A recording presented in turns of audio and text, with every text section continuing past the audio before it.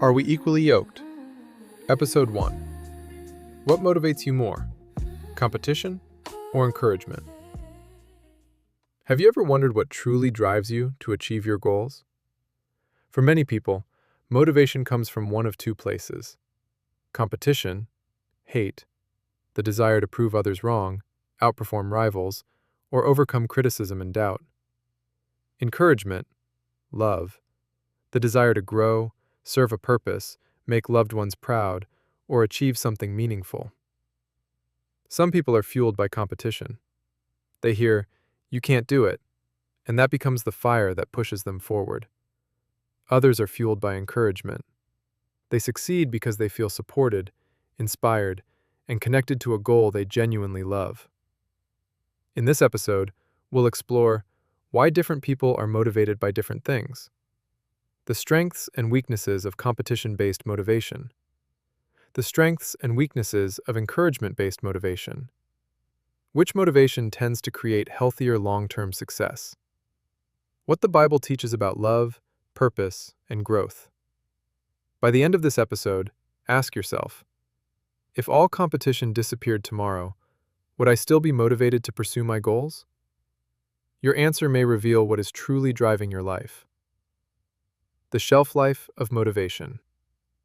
While both competition and encouragement can push a person towards success, they do not always last the same amount of time. Competition and hate often have a short shelf life. If your motivation comes from proving someone wrong, defeating a rival, or overcoming criticism, what happens once you succeed? Once you've won the competition or silenced the critics, the fuel that drove you may disappear. You may find yourself asking, "Now what?" Love and encouragement tend to have a longer shelf life. When your motivation comes from a genuine love for what you're doing, a desire to help others, personal growth, or a meaningful purpose, the motivation remains even after you reach a goal. Instead of stopping, you continue because the journey itself has value.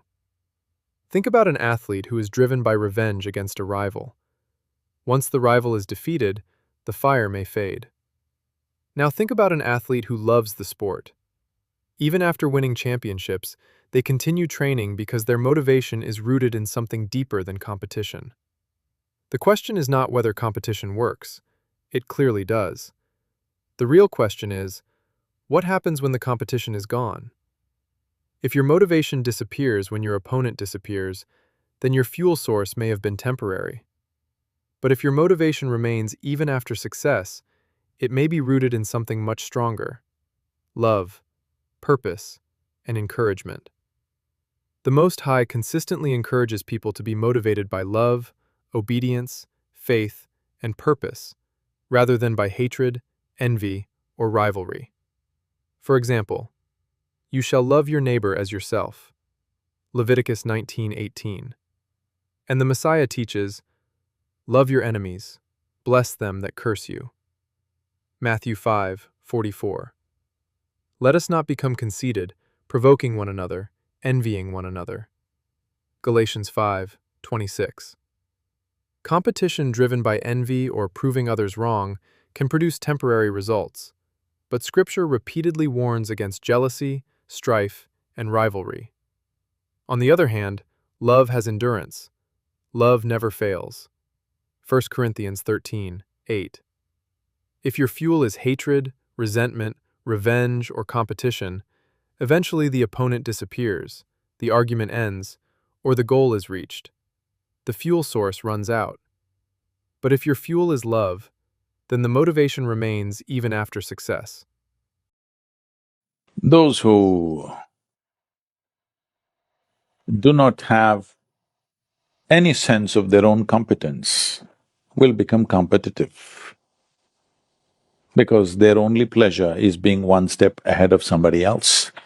Being better than somebody, if it's a pleasure for you, you enjoy other people's failures. I call that sickness. Every life in creation, from a worm, insect, bird, animal, even a plant and tree, all striving to their best, isn't it? You also. Don't just look at them, look at you. Take the Yoked or Not test and see what your mindset reveals at YokedorNot.com. Until next time, stay yoked.